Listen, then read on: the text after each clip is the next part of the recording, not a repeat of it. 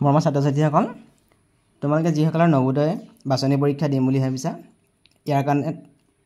এইখিনি প্ৰশ্ন মই আগবঢ়াইছোঁ। ইয়াত যিখিনি প্ৰশ্ন দিছোঁ এই প্ৰশ্নখিনি বিগত বছৰবোৰত নৱোদয়ৰ বাছনি পৰীক্ষাত আহি আছে। এই প্ৰশ্নখিনি চাওঁচোন অকণমান। প্ৰথম প্ৰশ্নটো দিছে আমাৰ 340 মৌলিক উৎপাদকৰ পূৰণফল হ'ল। ইয়াত অপশ্যন দিয়া আছে ABCD। এতিয়া কৈছে মৌলিক উৎপাদকৰ পূৰণফল। এতিয়া আমি 340টো আমি মৌলিক উৎপাদক হিচাপে প্ৰকাশ কৰি ল'ম। প্ৰথমতে আমি পাতি লওঁ 340। এতিয়া 340টোক আমি প্ৰথমতে 2য়ে হৰণ কৰিম। এইটো মই ছুটি নিয়মে হৰণ কৰা। মই আকৌ এবাৰ ইয়াত দেখাইছোঁ দীঘল নিয়মে। 340টোক মই 2য়ে হৰণ কৰিছোঁ। 2 গুণ 2 14 হ'ল। 2 7 গুণ 14 শূন্য দি দিলোঁ। ইয়াত শূন্য দি দিলোঁ 170। তাৰমানে তাকে আমি যদি ছুটি নিয়মে হৰণ কৰোঁ 2 গুণ 2 2 7 গুণ 14 শূন্য। এতিয়া মই যদি কৰোঁ এতিয়া যদি মই 5ৰে হৰণ কৰোঁ 5ৰে 170ক হৰণ কৰিলে কিমান হ'ব? প্ৰথমতে 170ক মই 5ৰে হৰণ কৰিছোঁ। 5 3 গুণ 15 20 হ'ল। 5 4 গুণ 20 কিমান 34। 5ৰে যদি 170ক হৰণ কিমান হ'ব? 34। এতিয়া মই 2য়ে হৰণ কৰোঁ যিহেতু 2টো মৌলিক সংখ্যা। 2য়ে 34ক হৰণ কৰিলে 2 গুণ 2 14 থাকিলে 2 7 গুণ 14। এই গোটেইকেইটা মৌলিক সংখ্যা 2 5 2 আৰু 17 গোটেইকেইটা মৌলিক সংখ্যা। তাৰমানে 340 আমি কি পালোঁ? 2 পূৰণ 5 পূৰণ 2 পূৰণ 17। এইটোৱে হ'ল 340 মৌলিক উৎপাদকৰ পূৰণফল। ইয়াত গোটেইকেইটা মৌলিক সংখ্যা আছে। গতিকে আমাৰ আনচাৰটো হ'ব 2 পূৰণ 17 পূৰণ 5 পূৰণ 2। ইয়াত একেকেইটা সংখ্যা আছে। গতিকে বি নম্বৰটো আমাৰ শুদ্ধ হ'ব। 2 নম্বৰ প্ৰশ্ন দিছে 2 সমষ্টি 17/1 হৰণ 10/7 পূৰণ 1 সমষ্টি 33/1 মান হ'ব। এতিয়া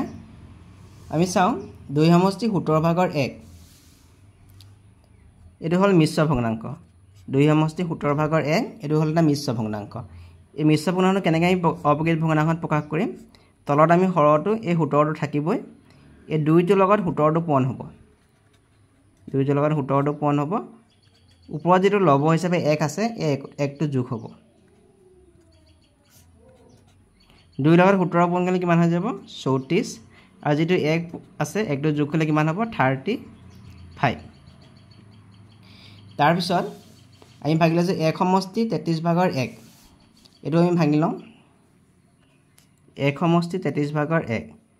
ইয়াতো 33টো 33 মতে থাকিব। 1ৰ লগত 33 পূৰণ হ'ব আৰু ওপৰত থকা লব হিচাপে যিটো 1 আছে এই 1টো যোগ হ'ব। 1ৰ লগত 33 পূৰণ কৰিলে 33 হ'ব আৰু 1। তাৰমানে এইটো কিমান হ'ব? 33/34। এতিয়া আমাক দিয়া আছে 2 সমষ্টি 17/1 2 সমষ্টি 17/1 হৰণ 10/7 আৰু যোগ 1 সমষ্টি 33/1 এইটো দিয়া আছে। এতিয়া 2 সমষ্টি 17/1 মানে আমি পালোঁ কিমান? 17/35। আমি এইটো পাতি ল'ম 17/35। হৰণটো আমি হৰণ মতে দিম। 10/7টো 10/7 মতে পাতিম আৰু এইটো আছে পূৰণ চিন আছে। 1 সমষ্টি 33/1 1 সমষ্টি 33/1 মানে আমি কিমান পালোঁ? 33/34। গতিকে আমি পাতি লওঁ 33/34। এতিয়া আমি কি কৰিম? 17/35 আছে। এই হৰণ চিনৰ ঠাইত যদি আমি পূৰণ চিন দিওঁ এই পিছৰ যিটো ভগ্নাংশ আছে ভগ্নাংশটোৰ প্ৰতিক্ৰমে পূৰণ কৰিব লাগিব। এতিয়া 10/7 10/7ৰ প্ৰতিক্ৰম বুলি ক'লে এই 10ত থকা ইয়াত যিটো হৰ আছে তলত হৰটো ওপৰলৈ গুচি যাব। এই লবটো তললৈ গুচি আহিব। 10/7ৰ প্ৰতিক্ৰম হ'ব 7/10। এতিয়া যদি আমি হৰণ চিনৰ ঠাইত পূৰণ চিন দিওঁ আমি এই ভগ্নাংশটোৰ প্ৰতিক্ৰমে পূৰণ কৰিম। প্ৰতিক্ৰম মানে কি হ'ব নহয়? এই হৰটো ওপৰলৈ গুচি যাব আৰু লবটো তললৈ আহিব। পূৰণ 33/34। এতিয়া 17ৰ লগত যদি আমি 34টো কাটো 2 বাৰ যাব। 17ৰ লগত 2 পূৰণ কৰিলে 36 হ'ব। 7ৰ লগত যদি 35টো কাটো 5 বাৰ যাব। 7 5 গুণ 35। এতিয়া ওপৰত থাকিলে আমাৰ কিমান হ'ব 5 2 আৰু 10 থাকিলে 5 2 আৰু 10 থাকিলে আৰু তলত থাকিলে আমাৰ 33 5 2 গুণ 10 10 গুণ কিমান হ'ব 100 তলত থাকিলে 33 আমাক উত্তৰটো দিয়া আছে এতিয়া এটা যদি অপৰিত ভগ্নাংশ এটা যদি আমি মিশ্ৰ ভগ্নাংশত প্ৰকাশ কৰি দিওঁ 33 এ 100 যদি হৰণ হয় আমি 3 বাৰ যাব 3 গুণ 9 3 গুণ 9 কিমান থাকিলে 1 তাৰ মানে এইটোকে আমি মিশ্ৰ ভগ্নাংশত লিখিবলৈ আমি লিখিম কিমান বাৰ গ'ল 3 বাৰ কিহে হৰণ কৰিছিলো আমি 33 এ বাকি কিমান থাকিলে 1 এইটো হল মিশ্ৰ ভগ্নাংশ তাৰ মানে 33 ভাগৰ 100 মানে কিমান পালো আমি 3 সমষ্টি 33 ভাগৰ 1 এইটো হৈ গ'ল আমাৰ উত্তৰ গতিকে শুদ্ধ উত্তৰটো হ'ব অপচন আমাৰ বি তাৰ পিছৰ প্ৰশ্ন 4.239 ক 0.9 এ হৰণ কৰিলে আমি পাম এটা কোনটো শুদ্ধ উত্তৰ হয় এমান সুধিছে 4.239 আমাক দিছে 4.239 divided by 0.9 এতিয়া এই প্ৰশ্নটোত এই প্ৰথমতে এনেকৈ কৰি লম 4.239 divided by 0.9 হৰণ চিন মানে এডাল হৰণ চিনে হয় এতিয়া এটো দশমিকৰ আগত দশমিকৰ এটা সংখ্যাৰ আগত দশমিক আছে গতিকে 0.9 ৰ লগত আমি 10 এটা পূৰণ কৰিম এই দশমিকটো উঠাবৰ কাৰণে ইয়াত আমি 4.239 ৰ লগত আমি যেটো আমি তলত 10 এ পূৰণ কৰিলো ওপৰটো আমি 10 এ পূৰণ কৰিলো এতিয়া 0.9 ৰ লগত 10 টো পূৰণ কৰিলে এই দশমিকটো উঠি যাব 9 থাকিলে ইয়াত যেতিয়া 10 এ পূৰণ কৰিম দশমিকটো এটা সংখ্যা পিছলৈ গুচি যাব ইয়াত তিনটা সংখ্যাৰ দশমিক আছিল দশমিকটো ক'ত আহিব 42.39 ত আহি যাব এতিয়া আমি 42.39 টোক 9 এ হৰণ কৰিম 42.39 9 এ হৰণ কৰিছো ইয়াত কেবা যাব আমাৰ 9 প্ৰথমতে 42 ক কৰিম গতিকে 4 বাৰ যাব 9 4 গুণ 36 6 12 সকল থাকিল 6 3 নামি আহিলে 9 7 গুণ 63 আকৌ 9 নামি আহিলে 9 1 গুণ 9 তাৰ মানে 4.71 হ'ব আনসাৰটো হ'ব 4.71 গতিকে ইয়াত বি নম্বৰটো শুদ্ধ উত্তৰ হ'ব তাৰপিছত কৈছে তলৰ কোনটো এটা বৰ্গ সংখ্যা মানে হল দুটা একে সংখ্যা একেটা সংখ্যা দুবাৰ পূৰণ হ'ব এতিয়া ইয়াৰ শুদ্ধ উত্তৰ হ'ব 81 টো 81 টো বৰ্গ সংখ্যা কাৰণ 9 আৰু 9 দুটা একে সংখ্যা পূৰণ কৰি আমি 81 পাইছো বাকি কিটা নহয় বৰ্গ সংখ্যা গতিকে 81 টো এটা বৰ্গ সংখ্যা বি টো ইয়াত শুদ্ধ উত্তৰ হয় 5 নম্বৰ প্ৰশ্ন আছে 1/3 প্লাস 1/5 প্লাস 1/15 ৰ মান হ'ব অপচন দিয়া আছে ইয়াত এ বি সি ডি চাৰিটা অপচন দিয়া আছে এতিয়া আমি ইয়াত পাতি লৈছো 3 5 আৰু 15 ইয়াত যেটা হৰ আছে হৰগিটা আমি লখাগু উলিয়াব লাগিব 3 5 আৰু 15 3 এ কৰিলো 3 গুণ 3 3 এ 5 টো হৰণ না যায় 5 টো নমাই আনিলো 3 5 গুণ 15 আগত যদি 5 এ হৰণ কৰো 5 গুণ 5 5 গুণ 5 তাৰ মানে এটা লখাগু কিমান হ'ব 3 পূৰণ 5 লখাগু হৈ গ'ল 15 এতিয়া ইয়াত দেখিছো আমাৰ কিমান আছে 3 আছে আমি ইয়াতো আমি 15 কৰিব লাগিব গতিকে 3 লগত 5 পূৰণ কৰিলে 15 হ'ব গতিকে ওপৰত যিমান 1 আছে 1 টো লগত আমি 5 টো পূৰণ কৰিলো ইয়াত চাও আমি 5 আছে গতিকে আমি হৰটো 15 কৰিব লাগে গতিকে 5 ৰ লগত আমি পূৰণ কৰিব লাগিব 3 ওপৰত যেটো লব 1 আছে 1 ৰ লগত আমি পূৰণ কৰিব লাগিব 3 ইয়াত 15 আছে গতিকে 15 ৰ লগত আমি একো পূৰণ নকৰো ইয়াত চাও আমি 3 5 গুণ 15 1 5 গুণ হৈ গ'ল 5 5 3 গুণ 15 3 1 গুণ হৈ গ'ল 3 ইয়াত হৈ গ'ল 15 1 এতিয়া আমি দেখিলো যে গোটেইকেইটাত 15 15 আছে গতিকে আমি ইয়াত দীঘলকৈ আনতান টানি 15 পাতি লৈছো ইয়াত 5 আছে আমি 5 পাতিছো ইয়াত 3 আছে 3 পাতিছো আৰু ইয়াত 1 আছে 1 পাতিছো তলত হৈ গ'ল 15 5 3 8 আঠাইকে 9 15 ভাগৰ 9 এটো হল উত্তৰ ইয়াত চাও আমি বি নম্বৰটো শুদ্ধ উত্তৰ 15 ভাগৰ 9 তাৰ পিছৰ প্ৰশ্ন দিছে তিনটা ক্ৰমিক স্বাভাৱিক সংখ্যাৰ যোগফল 33 হলে আটাইতকৈ সৰু সংখ্যাটো হ'ব এটা ক্ৰমিক স্বাভাৱিক সংখ্যা কৰ্মিক বুলি ক'লে আমি এটা চাওঁ কৰ্মিক বুলি ক'লে স্বাভাৱিক সংখ্যা সদায় 1 পৰা আৰম্ভ হয় 1 2 3 এইকেইটা কৰ্মিক স্বাভাৱিক সংখ্যা বুলি ক'ব যেনেকৈ যদি 4 হয় 5 হয় 6 হয় এটা কৰ্মিক স্বাভাৱিক সংখ্যা বুলি ক'ব মানে একেলঠাৰিয়ে গৈছে তেনেকৈ 7 8 9 এইবোৰ কৰ্মিক স্বাভাৱিক সংখ্যা বুলি ক'ব এতিয়া এনেকুৱা তিনিটা সংখ্যাৰ যোগফল বুলি কৈছে আমাক 33 সেই তিনিটা সংখ্যাৰ ভিতৰত আটাইতকৈ সৰু সংখ্যাটো কি হ'ব সুধিছে এতিয়া তিনিটা কৰ্মিক স্বাভাৱিক সংখ্যা আমি যদি লওঁ 10 11 আৰু 12 যদি আমি এইকেইটা যোগ কৰোঁ কিমান হ'ব 10 যোগ 11 যোগ 12 যোগ কৰিলে কিমান হ'ব 2 1 3 33 হৈ গ'ল তিনিটা কৰ্মিক স্বাভাৱিক সংখ্যা যোগফল 33 গতিকে এইকেইটা সংখ্যাৰ আটাইতকৈ সৰু সংখ্যা কোনটো 10টো সৰু সংখ্যা গতিকে তিনিটা কৰ্মিক স্বাভাৱিক সংখ্যা যোগফল যদি 33 হয় আটাইতকৈ সৰু সংখ্যাটো কিমান হ'ব 10 গতিকে শুদ্ধ উত্তৰটো হ'ব অপশ্যন বি 7 নম্বৰ প্ৰশ্নটো দিছে 50 মাইনাছ ব্ৰেকেট 100 ডিভাইডেড বাই 4 প্লাছ এইটো ব্ৰেকেট দিছে 5 into 2 এতিয়া এই নিয়মত প্ৰথমতে আমি ব্ৰেকেটৰখিনি ভিতৰখিনি কৰিব লাগিব এইটো সৰবন্ধনীৰ ভিতৰত ইয়াতো সৰবন্ধনীৰ ভিতৰখিনি প্ৰথমতে কৰিম এইটো 50 আছে 50 পাইছোঁ আমি ইয়াত দিছে 100 যদি আমি 4 হৰণ কৰোঁ কিমান পাম আমি 25 পাম তাৰপিছত 5ৰ লগত 2 পূৰণ কৰিলে কিমান হৈ গ'ল 10 50ৰ পৰা 25 যদি আমি বিয়োগ কৰোঁ 25 হ'ব এই 10 যোগ কৰিলে কিমান হ'ব 35 ইয়াতে বি নম্বৰটো আমাৰ শুদ্ধ উত্তৰ তাৰপিছত কৈছে এটা আয়তৰ পৰিসীমা 40 সেন্টিমিটাৰ আয়তটোৰ দিশ 16 সেন্টিমিটাৰ হ'লে আয়তটোৰ প্ৰস্থ হ'ব ইয়াত 4টা অপশ্যন দিয়া আছে এতিয়া আমি এটা আয়ত আঁকি লৈছোঁ এইটো আয়ত ইয়াৰ পৰিসীমা দিয়া আছে 40 সেন্টিমিটাৰ পৰিসীমা দিশটো দিয়া আছে এইটো হ'ল আয়তটোৰ দিশটো 16 সেন্টিমিটাৰ এই যদি দিশ হয় এইটো আমাৰ দিশ হ'ব 16 সেন্টিমিটাৰ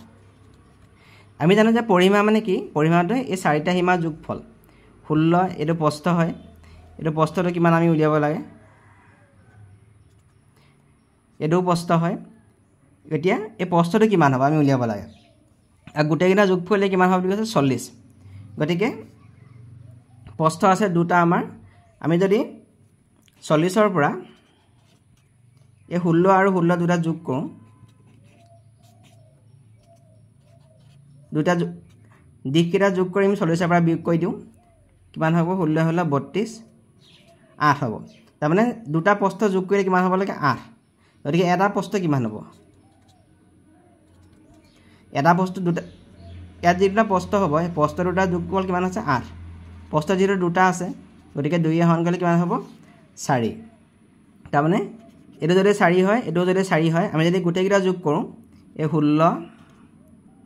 4 16 আৰু 4 গোটেইকেইটা যোগ কৰিলে কিমান হ'ব আমাৰ 40 হৈ যাব তেনে পৰিসীমা কিমান হ'ব 40 গতিকে প্ৰস্থ কিমান হৈ গ'ল 4 সেন্টিমিটাৰ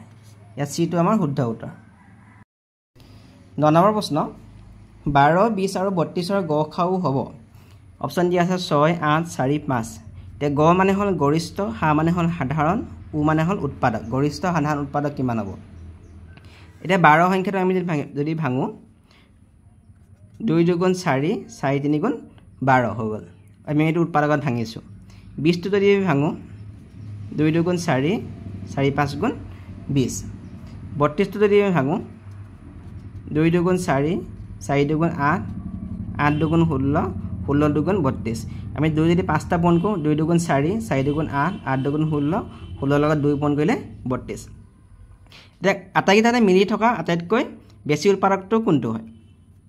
গৰিষ্ঠ আটাইতকৈ ডাঙৰ সাধাৰণ উৎপাদকটো কি হয় এতিয়া 2 পূৰণ 2 পূৰণ যেটো সবতে মিলি আছে তাৰ মানে 2 পূৰণ 2 মানে কিমান 4 আটাইতকৈ ডাঙৰ সাধাৰণ উৎপাদকটো কিমান হ'ব তেতিয়া হলে 4 2 * 4 গতিকে শুদ্ধ উত্তৰ হ'ব অপশ্যন সি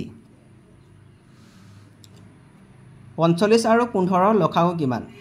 ল মানে হ'ল লঘিষ্ঠ হা মানে সাধাৰণ গু মানে হ'ল গুণিতক লঘিষ্ঠ সাধাৰণ গুণিতক কিমান এটো আমি ছুটি নিয়মে হৰণ কৰিম 45 আৰু 15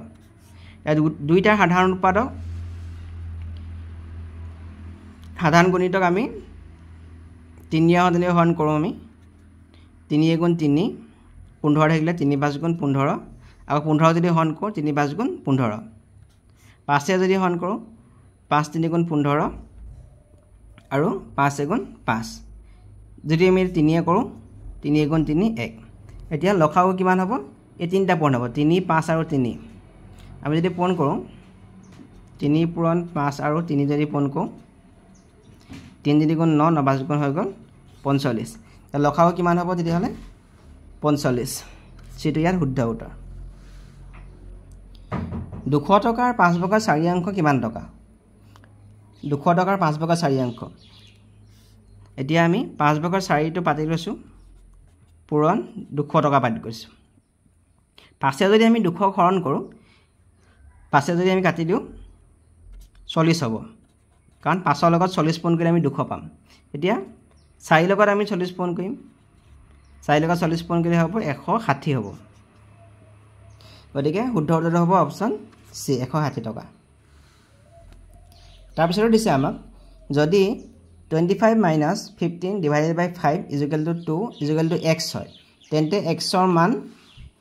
মান কিমান হ'ব দিছে মানে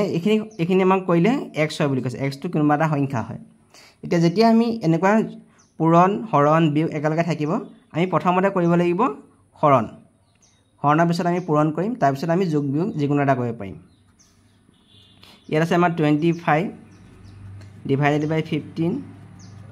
divided minus 15 divided by 5 into 2 আৰু ইয়াৰ মানটো কিমান x বুলি কৈছে এতিয়া প্ৰথমতে আমি এই হৰণটো কৰিম পাছে যদি 15 হৰণ কৰোঁ 3 বাৰ যাব 5 3 গুণ 15 পূৰণ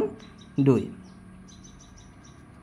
এতিয়া আমি প্ৰথমতে বিয়োগ নকৰোঁ পূৰণটো কৰিম 3 2 গুণ 6 25ৰ পৰা যদি আমি 6 বিয়োগ কৰি কিমান হ'ব 19 থাকিব ইয়াত বি নম্বৰটো আমাৰ শুদ্ধ উত্তৰ 1.01 ৰ বৰ্গ হ'ব 1.01 মানে হ'ল বৰ্গ বুলি ক'লে দুটা একে সংখ্যা পূৰণ তে 1.01 ৰ বৰ্গ বুলি ক'লে কিমান হ'ব 1.01 স্কয়াৰ এটো স্কয়াৰ বুলি কয় বৰ্গ তাৰ মানে কি 1.01 আৰু 1.01 দুটা পূৰণ হ'ব আমি যদি দুটা পূৰণ কৰোঁ 1.01 কিমান হ'ব আমি চাওঁ 1.01 1.01 1 গুণ 1 0 1 আৰু যদি 0 এটা 0 মতে গ'ল 1 0 1 1 0 2 0 1 এতিয়া দশমিক কেইটা সংখ্যা আগত হ'ব ইয়াত দুটা সংখ্যা আগত দশমিক আছে ইয়াত দুটা সংখ্যা আগত দশমিক আছে উত্তৰত চাৰিটা সংখ্যা আগত দশমিক হ'ব 1 2 3 4 এই দেখত দশমিক হ'ব মানে 1.0201 গতিকে শুদ্ধ উত্তৰ অপচন বি 1.0201 সুজনৰ প্ৰশ্ন 40 ভাগৰ 33ৰ পৰা কোনটো সংখ্যা বিয়োগ কৰিলে 40 ভাগৰ 11 পোৱা যাব এতিয়া যদি এনেকুৱা প্ৰশ্ন আহে আমি এই প্ৰথমটোৰ পৰা আমি দ্বিতীয়টো আমি বিয়োগ কৰি দিলে হৈ গ'ল প্ৰথমটো আছে 40 ভাগৰ 33 40 ভাগৰ 33 আছে পিছত আছে 40 ভাগৰ 11 ইয়াত দেখিছে আমি হৰ দুইটা একে আছে 40 40 একে আছে গতিকে ইয়াত আমি 40 হিচাপে পাতিম ওপৰত কিমান আছে 33 বিয়োগ চিন আছে বিয়োগ চিন পাতিম 11 বিয়োগ কৰিলে কিমান 3 এগল থাকিল 2 3 এগল থাকিল 2 40 ভাগৰ 22 এতিয়া চাওঁ আমি যদি আমি 22 টো ভাঙো 2 পূৰণ 11 কে 22 হ'ব 2 11 গুণ 22 যদি আমি 40 টো ভাঙো 2 পূৰণ 20 2 লগত 20 পূৰণ কৰিলে 40 হ'ব এতিয়া আমি দুটা 2 কাটি দিলো কিমান থাকিলে ইয়াত 20 ভাগৰ 11 20 ভাগৰ 11 গতিকে শুদ্ধ উত্তৰটো হ'ব ইয়াত জিটো 20 ভাগৰ 11 15 প্ৰশ্নটো দিছে 1.25 ৰ সৰলতম ভগ্নাংশটো হ'ব সৰলতম ভগ্নাংশ বা এটো লঘিষ্ঠ ৰূপ বুলি তোমালোকক দিব পাৰে 1.25 এতিয়া আৰু দশমিক ভগ্নাংশ আমি প্ৰকাশ কৰিব লাগিব 1.25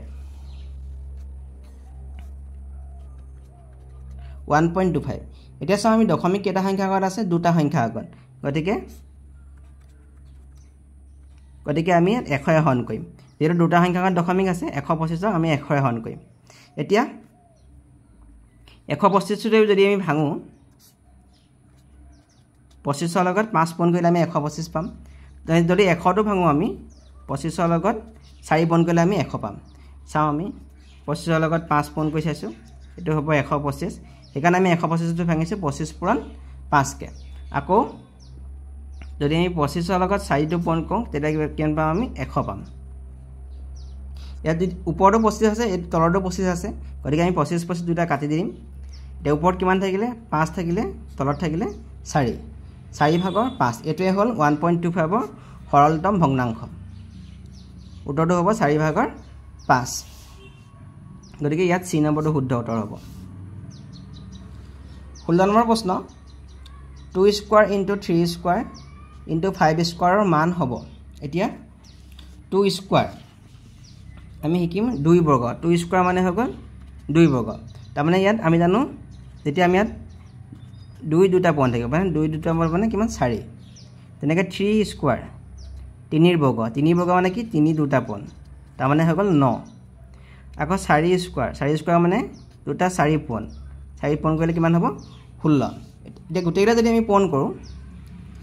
2 স্কয়াৰ * 3 স্কয়াৰ * 4 স্কয়াৰ তাৰ মানে 2 স্কয়াৰ মানে পালো আমি 4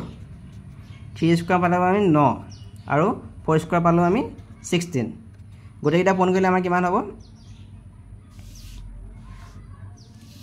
4 স্কয়াৰ মানে 16 গোটেইটা পূৰণ কৰিলে আমাৰ 576 হ'ব গতিকে ইয়াৰ এ নম্বৰটো শুদ্ধ উত্তৰ তাৰপিছত সুধিছে তলৰ কোনটো কোণ তিনি সমকোণতকৈ সৰু তিনি সমকোণ এতিয়া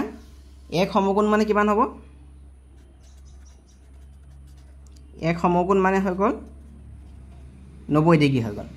যদি আমাক কয় তিনি সমকোণ মানে কিমান হ'ব আমি 3 লগত আমি 90 টো পূৰণ কৰিব লাগিব তাৰ মানে 270 ডিগ্ৰী তিনি সমকোণ মানে কিমান ডিগ্ৰী 270 ডিগ্ৰী এতিয়া ইয়াত কোনটো কোণ 270 ডিগ্ৰীতকৈ সৰু আমি যদি চাও 269 270 ডিগ্ৰী 300 ডিগ্ৰী 271 ডিগ্ৰী এতিয়া 270 ডিগ্ৰীতকৈ সৰু বুলি কৈছে সৰু বুলি ক'লে কোনটো হ'ব 269 হ'ব 18 নম্বৰ প্ৰশ্ন এটা ঘড়ীত 6 বাজিলে ঘড়ীৰ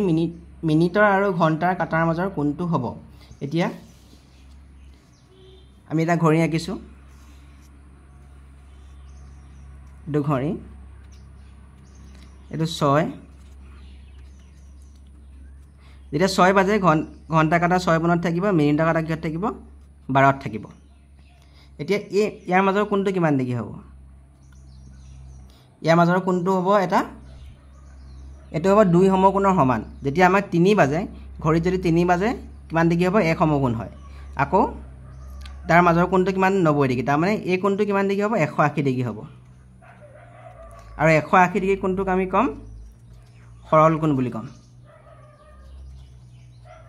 180 ডিগ্ৰী কোণটো সৰল কোণ গতিকে যেতিয়া 6 বাজিব ঘণ্টা আৰু মিনিট কাটাৰ মাজত কিমান ডিগ্ৰী কোণ হ'ব 180 ডিগ্ৰী আৰু 180 ডিগ্ৰী কোণটোক কম আমি সৰল কোণ গতিকে ইয়াত আমাৰ শুদ্ধ উত্তৰটো কোনটো হ'ব অপচন সি সৰল কোণ